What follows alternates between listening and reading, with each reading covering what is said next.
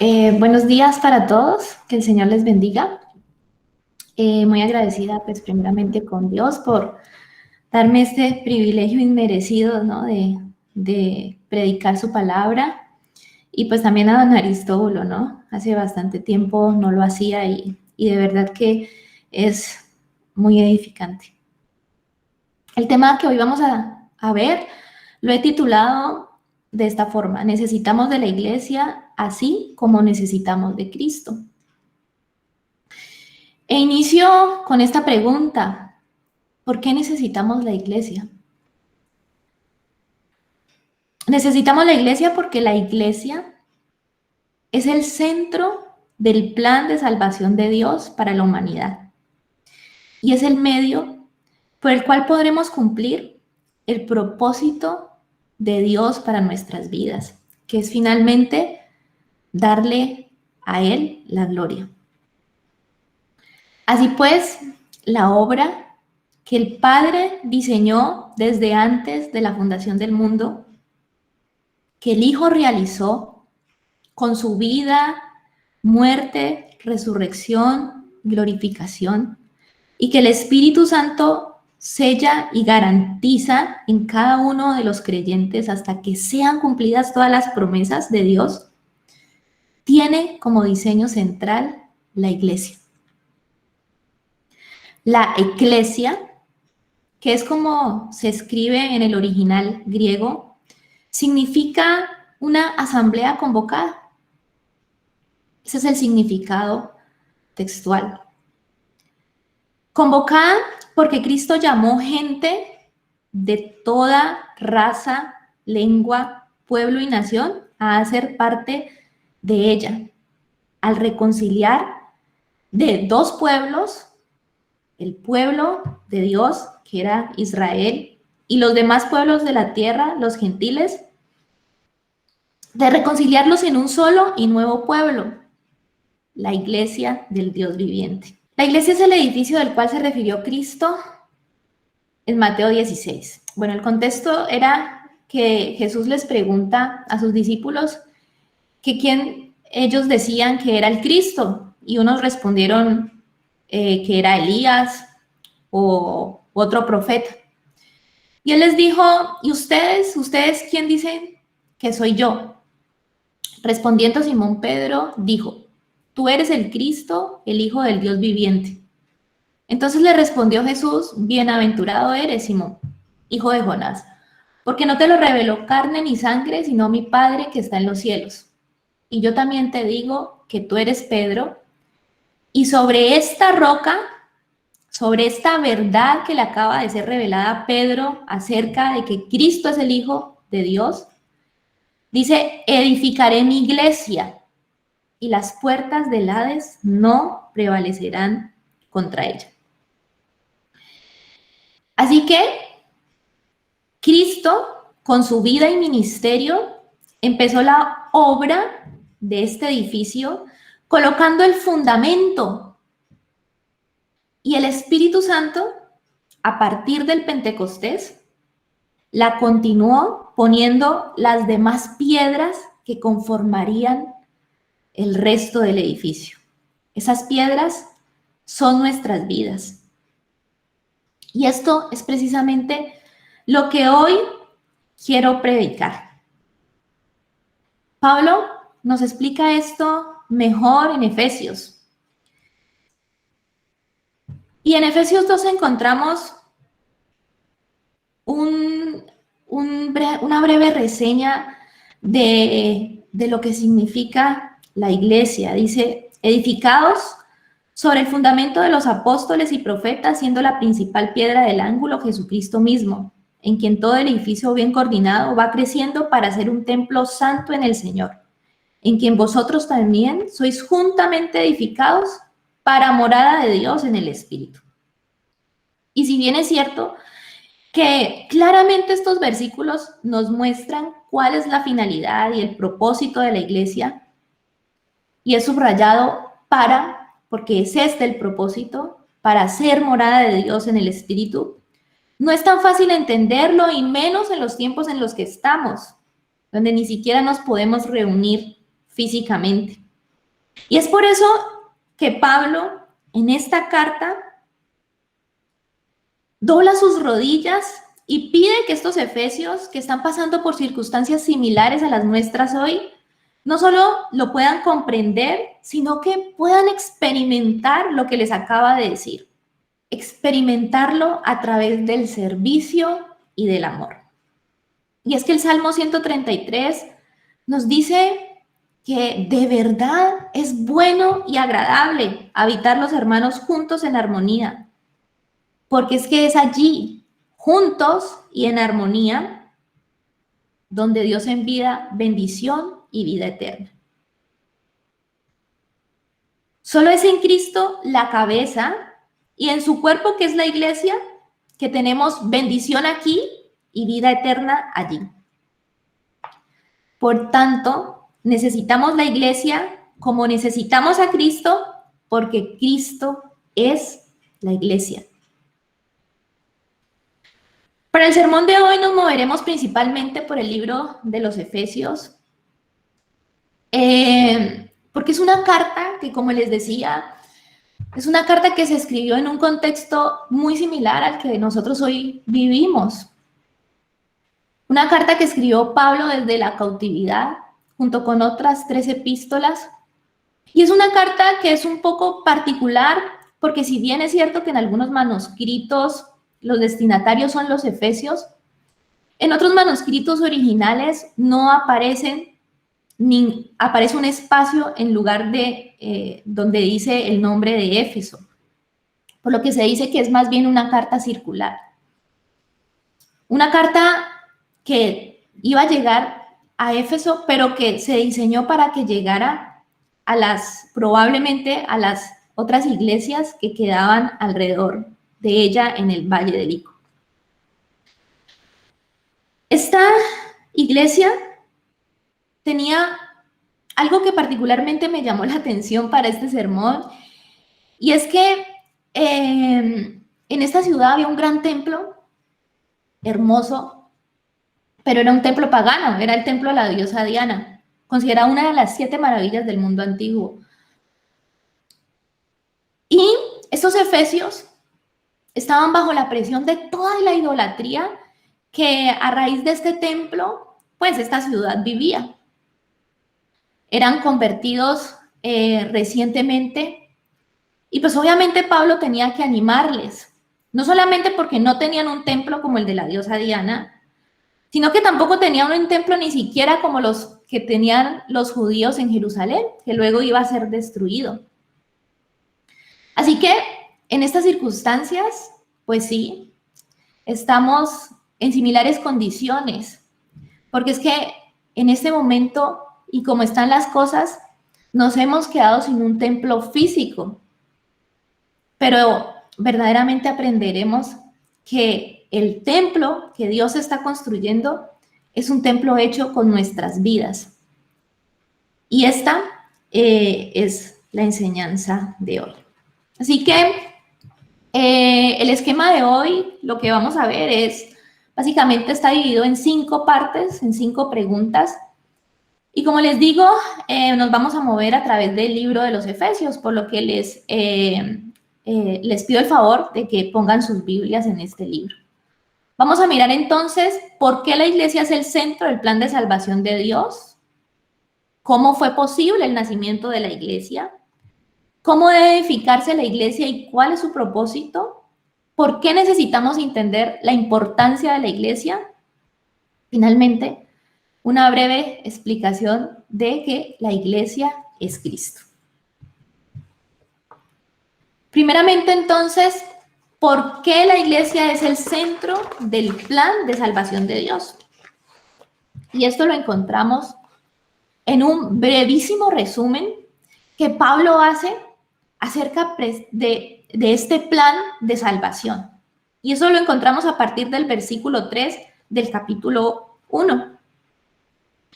Y dice Pablo así: bendito sea el Dios y Padre de nuestro Señor Jesucristo, que nos bendijo con toda bendición espiritual en los lugares celestiales en Cristo, según nos escogió en Él antes de la fundación del mundo, para que fuésemos santos y sin mancha delante de Él, en amor, habiéndonos predestinado para ser adoptados hijos suyos por medio de Jesucristo, según el puro afecto de su voluntad, para alabanza de la gloria con la cual nos hizo aceptos en el amor. Estos primeros versículos, hasta el versículo 6, nos muestran y nos describen el plan de salvación diseñado por Dios Padre.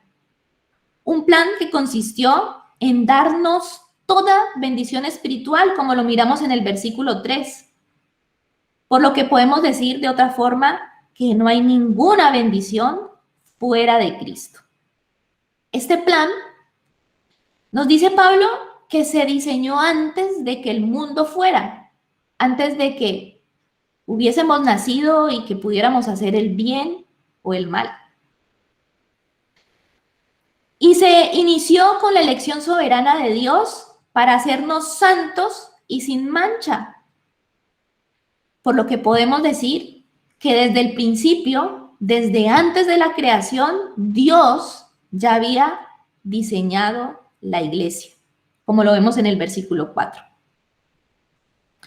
Esta elección no dependió de nosotros, porque como ya les dije, ni siquiera habíamos nacido y ni siquiera habíamos hecho lo bueno o lo malo, sino que Pablo nos lo explica, fue por gracia.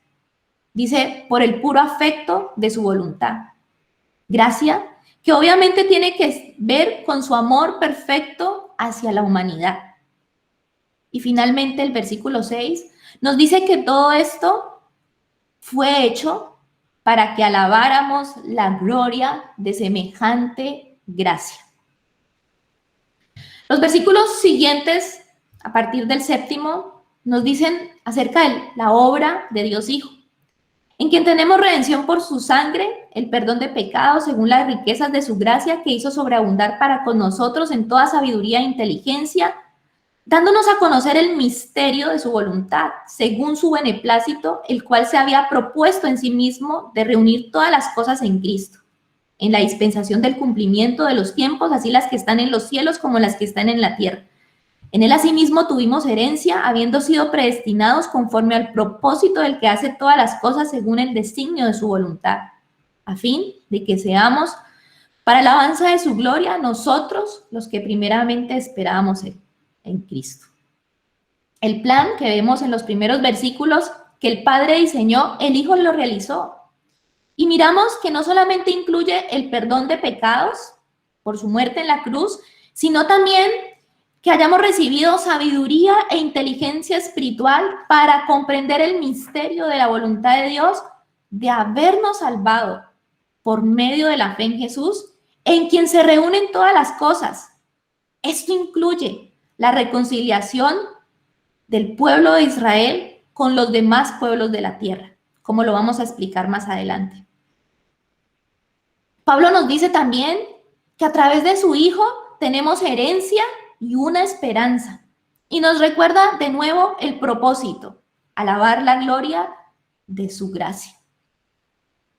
Esto lo podemos ver en el versículo 12 y se los he subrayado. Y finalmente, en los versículos 13 y 14 vemos la obra de Dios Espíritu Santo. En él también vosotros, habiendo oído la palabra de verdad, el evangelio de vuestra salvación, y habiendo creído en él, fuisteis sellados con el Espíritu Santo de la promesa, que es el arras de nuestra herencia, hasta la redención de la posesión adquirida, y nos recuerda, ¿para qué?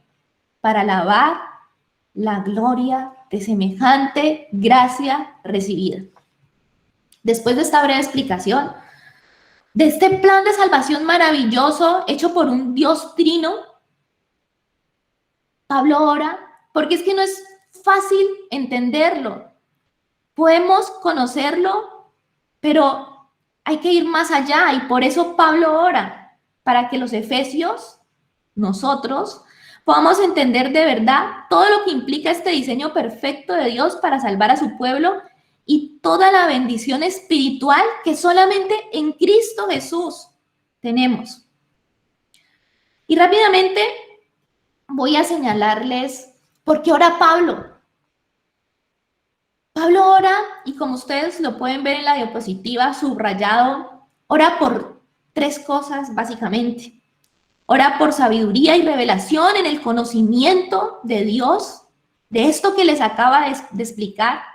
Ora para que puedan mirar cuál es la esperanza, para que puedan entender, tener luz y saber a qué nos ha llamado Dios y cuáles las riquezas de la gloria, de la herencia que Dios nos ha dado.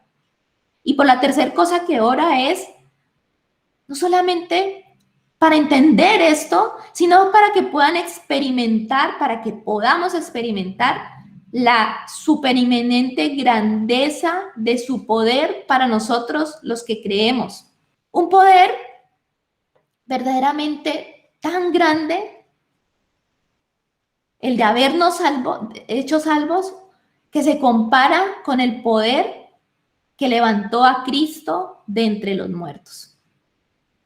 Y es que se necesitó tal poder para que nosotros hubiésemos nacido de nuevo. Y no solamente para que naciéramos de nuevo, como Cristo resucitó, sino para que fuéramos transformados como Cristo fue transformado.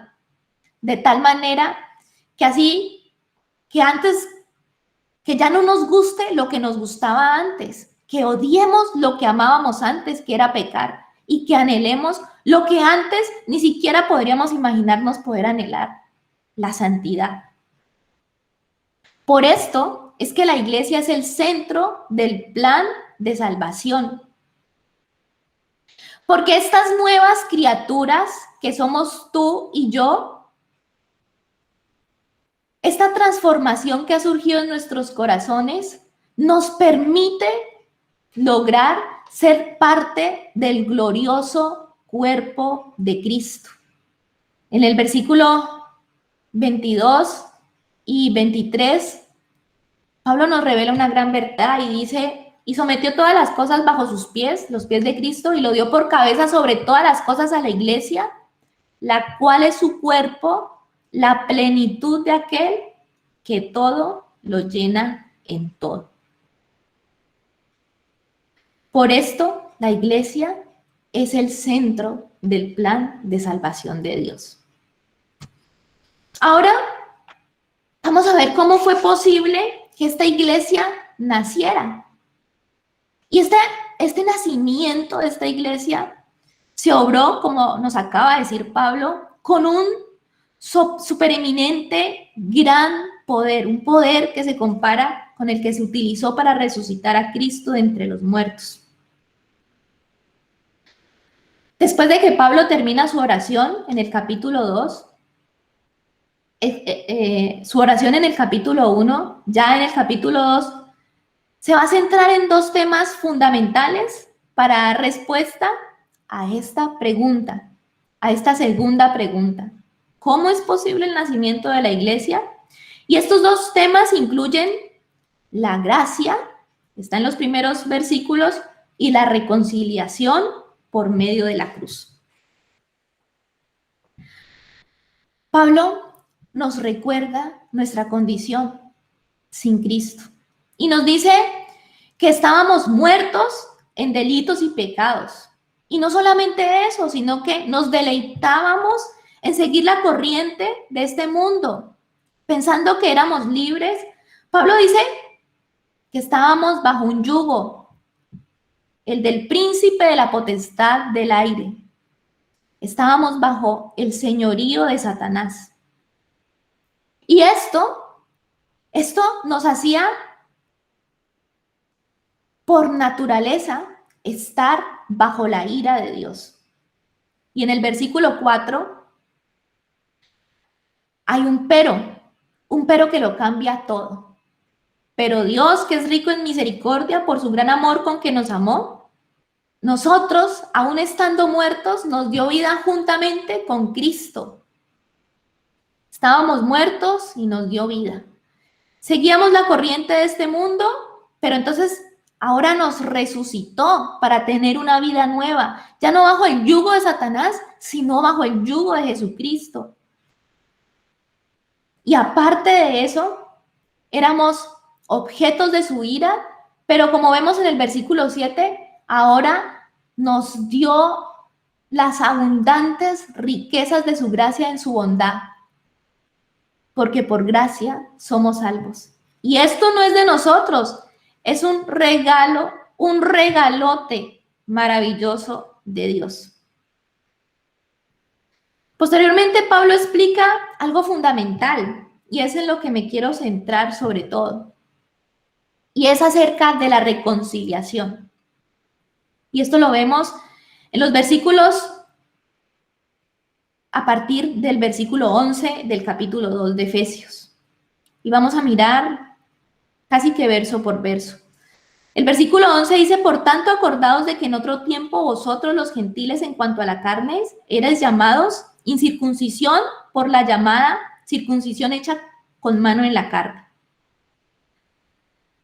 En aquel tiempo estabais sin Cristo, alejados de la ciudadanía de Israel y ajenos a los pactos de la promesa, sin esperanza y sin Dios en el mundo. Para entender esto, tenemos que partir de la premisa de que en la historia de la humanidad solo han habido dos pueblos: el pueblo de Dios, Israel, y los demás pueblos de la tierra, los gentiles, nosotros. Israel fue separado intencionalmente por Dios por medio no solamente de los 10 mandamientos, sino de una serie de leyes o regulaciones que les impedían juntarse con los demás pueblos de la tierra. Por ejemplo, habían unas leyes dietéticas donde impedían a los israelitas siquiera comer en un mismo salón con gente que no perteneciera a Israel. Y ese apartamiento que Dios hace con Israel, básicamente era con dos propósitos fundamentales. Uno, proteger de la idolatría y la contaminación de cultos paganos a Israel.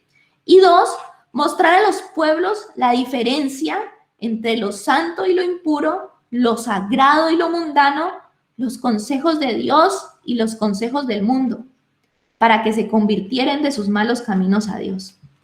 Básicamente, esta separación tenía un propósito de protección y un propósito didáctico. Sin embargo, los judíos, como todos sabemos, torcieron estas leyes y estos mandamientos y los utilizaron para vanagloriarse y menospreciar a las otras naciones. Pero Cristo, los peros que siempre nos salvan, los peros de Dios, vino a cambiar todo esto. Cristo vino a restaurar el plan original de Dios de salvar todas las naciones. El versículo 13, como ustedes pueden leer, dice: pero ahora en Cristo Jesús, vosotros, que en otro tiempo estabais lejos, habéis sido hechos cercanos por la sangre de Cristo. Y no solamente hablo de una cercanía vertical hasta Dios, sino una cercanía horizontal que incluye la comunión los unos con los otros. El versículo 14 sigue: porque Él es nuestra paz, que de ambos pueblos hizo uno, derribando la pared intermedia de separación, aboliendo en su carne las enemistades, la ley de los mandamientos expresados en ordenanzas. El sacrificio de su cuerpo abolió el pecado que no solamente nos apartaba de Dios, sino también que nos dividía los unos a los otros, como está escrito en Santiago. ¿De dónde vienen las guerras y los pleitos entre vosotros? ¿No es de vuestras concupiscencias, las cuales combaten en vuestros miembros? Por lo que vemos que solo por la sangre de Cristo los hombres pueden derribar sus diferencias. Para crear en sí mismo, versículo 15, de los dos un solo y nuevo hombre, la iglesia, haciendo la paz, y mediante la cruz reconciliar con Dios a ambos en un solo cuerpo, matando en ella las enemistades.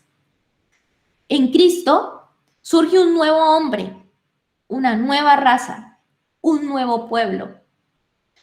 Porque todos los que habéis sido bautizados en Cristo, de Cristo estáis revestidos, nos dice en Gálatas Pablo. Ya no hay judío ni griego, no hay esclavo ni libre, no hay varón ni mujer, porque todos vosotros sois uno en Cristo Jesús. Y si vosotros sois de Cristo, ciertamente el linaje de Abraham sois y herederos según la promesa. Así que somos hijos, hermanos, miembros de un mismo pueblo. Mas vosotros sois linaje escogido, real sacerdocio, nación santa, pueblo adquirido por Dios, para que anunciéis las verdades de aquel que os llamó de sus tinieblas a la luz admirable. Y en el versículo 17 de Efesios continuamos, dice, y vino y anunció las buenas nuevas de paz a vosotros que estabais lejos y a los que estaban cerca, porque por medio de él los unos y los otros tenemos entrada por un mismo espíritu al Padre. Así que ya no somos extranjeros ni advenedizos, sino conciudadanos de los santos y miembros de la familia de Dios. Ahora Pablo explicará el tercer punto o la tercera pregunta de la prédica de hoy. ¿Cómo debe edificarse esta iglesia que ya entendimos cómo nació? ¿Y cuál es su propósito? Los versículos 20 dice, edificado sobre el fundamento de los apóstoles y profetas, siendo la principal piedra del ángulo Jesucristo mismo. Este fundamento, sin lugar a dudas, y como lo acabamos de leer, es Jesucristo. Isaías lo llamó la piedra angular. Por tanto, Jehová el Señor dice así, he aquí yo he puesto en Sión por fundamento una piedra probada, angular, preciosa, de cimiento estable. El que creyere no se apresure.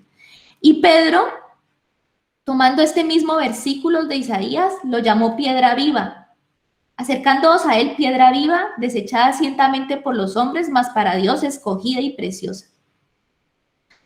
Fundamento que dice Pablo es testificado por los apóstoles y profetas, los 12 apóstoles y los profetas que ya se han cerrado en el canon de la Biblia, que conocieron personalmente a Cristo y que fueron enviados por él mismo. Fundamento que está escrito en las Sagradas Escrituras, las cuales son inerrantes. No tienen lugar a error porque son inspiración divina. Si la Biblia no fuera inerrante, nuestro conocimiento de Dios sería impreciso y poco fiable. Pero Jesucristo mismo oró para que este conocimiento llegara a nosotros sin errores. En Juan 17 dice Jesús, mas no ruego por esto, sino también por los que han de creer en mí por la palabra de ellos. Fundamento de los apóstoles y profetas. El versículo 21 dice que en todo edificio bien coordinado va creciendo para ser un templo santo en el Señor.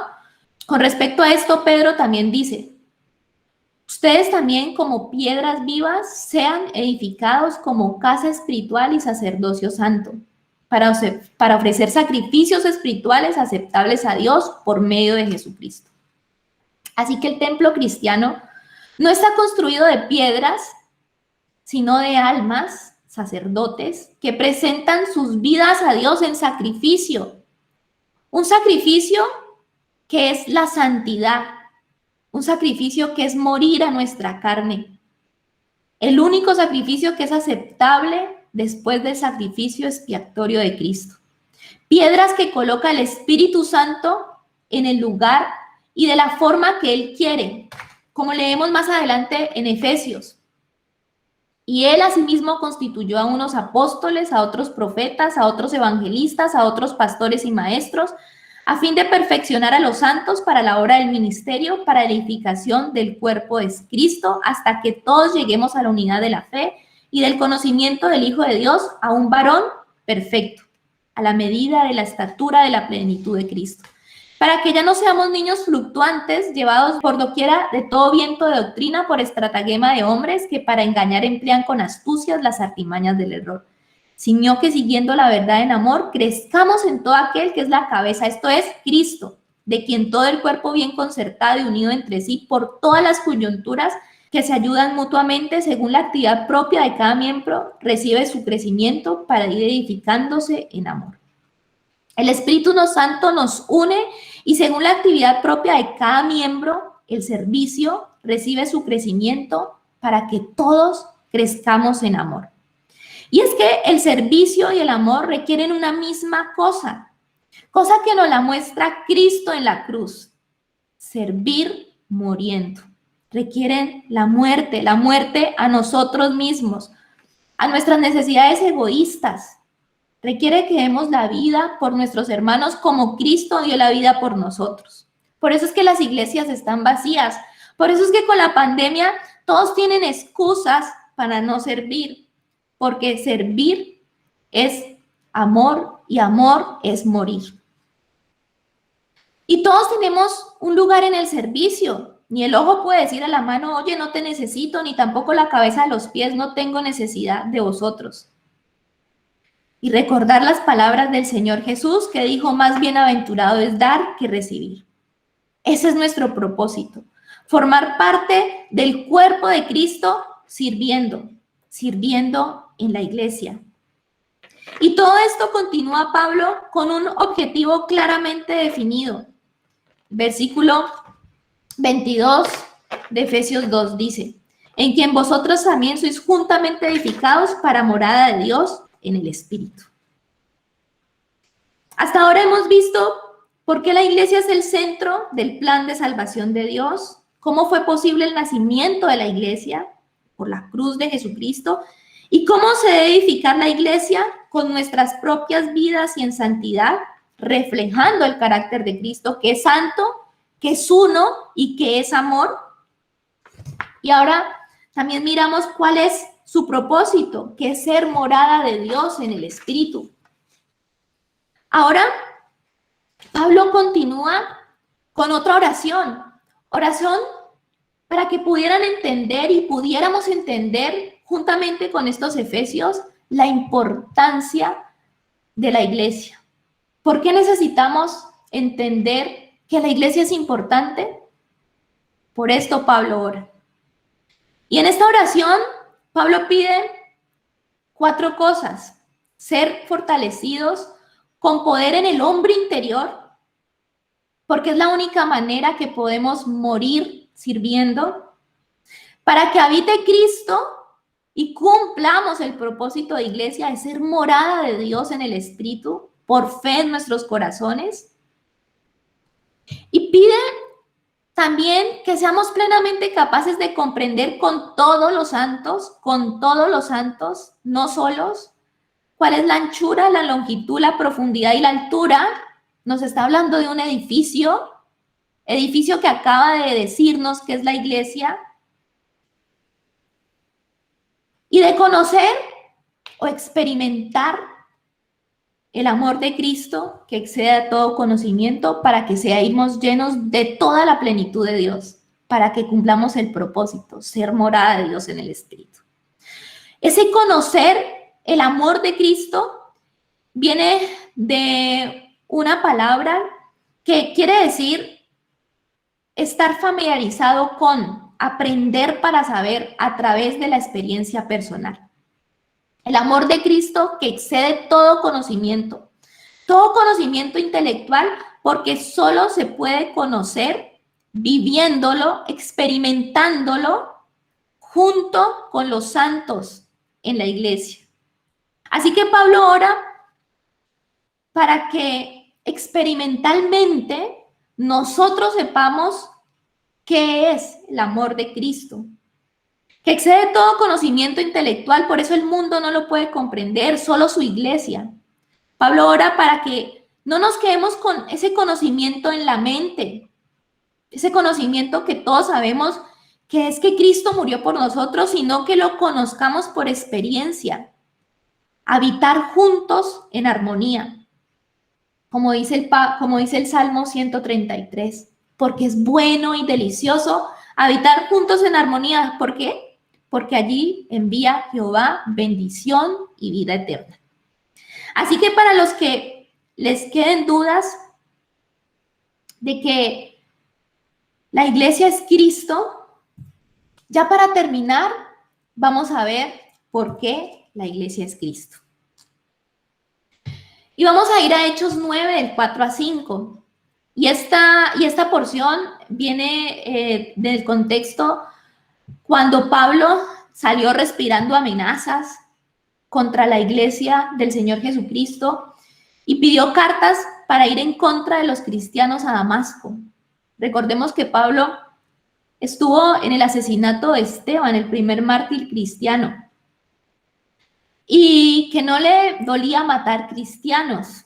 En esto estaba cuando dice, y cayendo en tierra oyó una voz que le decía, Saulo, Saulo, ¿por qué me persigues? Él le dijo, ¿quién eres, Señor? Y él le dijo, yo soy Jesús, a quien tú persigues. Dura cosa te es dar cosas contra el aguijón. Cristo ama a su iglesia y la considera su propio cuerpo. Pablo iba tras la iglesia, pero Cristo le dijo, ¿por qué me persigues a mí? Así que ir contra la iglesia y contra sus ministros, contra los siervos que Dios ha colocado para que crezcamos juntos unos con otros en unidad, es ir contra Cristo mismo. En Efesios 5 dice esto haciendo un símil con el matrimonio, para santificarla habiéndola purificado en el lavamiento del agua por la palabra, a fin de presentársela a sí mismo una iglesia gloriosa que no tuviese mancha ni arruga ni cosas semejantes, sino que fuese santa y sin mancha. Porque nadie aborreció jamás su propia carne, sino que la sustenta y la cuida, como también Cristo a la iglesia. Porque somos miembros de su cuerpo, de su carne y de sus huesos.